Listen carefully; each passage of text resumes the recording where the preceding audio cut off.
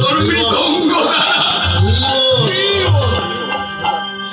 তখন ওই মৃদঙ্গ দ্বারা কৃষ্ণ নাম শ্রবণ করা আর আমার মহাপ্রভু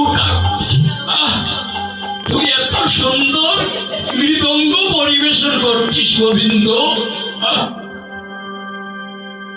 তুই কৃষ্ণ প্রেমের প্রেমী, তোর দুইটি হাত নয় রে, এটা হলো গোবিন্দের রস নির্মিত হাত।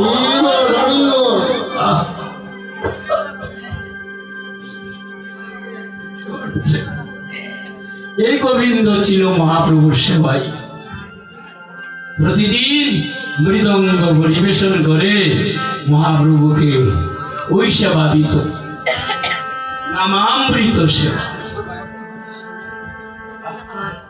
বুঝতে পারছি এই কথাগুলো অমৃততর অমৃত, এগুলো হলো গোবিন্দ মন্দিরের কথা প্রচার করছে। আজ মহাপ্রভু বলছেন তোমরা আসো কৃপা করে, তাই মহাপ্রভু নয়ন জল সিক্ত করে আপনাদেরকে বলছে নানা দ্রব্য আয়োজন এবার